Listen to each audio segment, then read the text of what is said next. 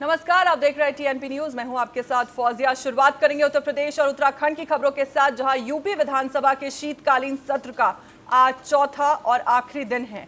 सत्र के अंतिम दिन भी सियासी तापमान पूरी तरह गर्मा रहा है। विधान परिषद में आरक्षण से जुड़े मुद्दे पर जमकर हंगामा देखने को मिला। विधान परिषद में डिप्टी सीएम केशव प्रसाद मौर्य जब सदन में जवाब दे रहे थे, तभी विपक्षी सदस्य वेल में आकर नारेबाजी करने लगे। लेखपाल भर्ती में आरक्षण को लेकर हुई कथित गड़बड़ी के मुद्दे पर विपक्ष ने सरकार पर तीखा हमला बोला।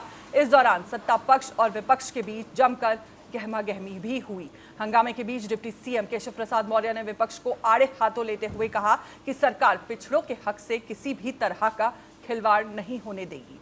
उन्होंने साफ कहा कि आरक्षण में किसी भी प्रकार की गड़बड़ी बर्दाश्त नहीं की जाएगी और अगर कोई अधिकारी दोषी पाया गया तो उसके खिलाफ सख्त कार्रवाई होगी।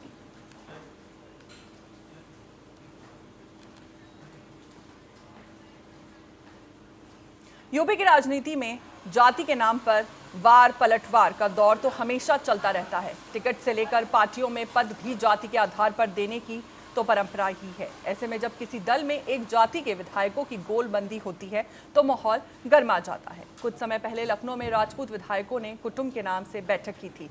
अब बीजेपी के ब्राह्मण विधायकों ने सहभोज के नाम पर बैठक की है। विधानमंडल के शीतकालीन सत्र के दौरान बीजेपी के ब्राह्मण विधायकों के सहभोज ने सूबे का सियासी माहौल गर्मा दिया है।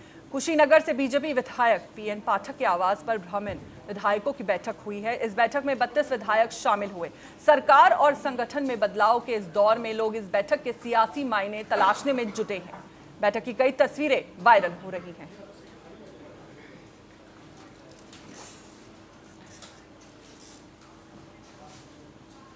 विधानसभा के शीतकालीन सत्र के बीच ब्राह्मण विधायकों की सहभोज बैठक हुई, जिसको लेकर गौरीगंज सदर से विधायक राकेश प्रताप सिंह ने कहा कि जब अखिलेश यादव सीएम थे तो कोई ब्राह्मण समुदाय का व्यक्ति डिप्टी सीएम नहीं था। आज ब्राह्मण समुदाय से डिप्टी सीएम है। आज इस सरकार में प्रदेश के नागरिकों की चल रही है। अखिलेश यादव मुख्यमंत्री थे तो कोई डिप्टी सीएम ब्राह्मण नहीं था। डिप्टी सीएम ब्राह्मण है और ऐसा कुछ नहीं है कि ब्राह्मण, सब जात की चल रही है और सबकी चल रही है। उत्तर प्रदेश के आम नागरिक की चल रही है इस सरकार में। और परिवार के साथ मुझे पहली बात तो उसकी जानकारी नहीं है, और ये परिवार के कुछ विधायक साथी संगाती यार दोस्त विधायक बैठकर भोजन किए तो उसको बहुत चर्चा में उस पर चर्चा करने की कोई आवश्यकता नहीं है। यूपी विधानसभा के शीतकालीन सत्र में तीसरे दिन अनुपूरक बजट पेश किया गया, जिसको लेकर सपा नेता शिवपाल सिंह यादव ने कहा कि बजट इससे पहले भी आए थे तो इस अनुपूरक बजट का कोई मतलब नहीं है, ये खर्च नहीं कर पाते हैं।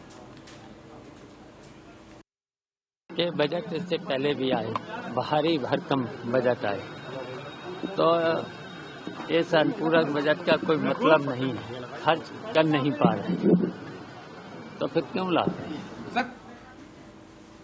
यूपी के मथुरा में होली गेट चौराहे पर वीएचपी के कार्यकर्ताओं ने बांग्लादेश सरकार के खिलाफ विरोध प्रदर्शन किया। इस दौरान प्रदर्शनकारियों ने बांग्लादेश सरकार का पुतला दहन कर अपना आक्रोश जताया और दीपू चंद्र दास की हत्या में शामिल दोषियों को कड़ी से कड़ी सजा और बांग्लादेश में हिंदुओं को पूर्ण सुरक्षा देने की मांग की।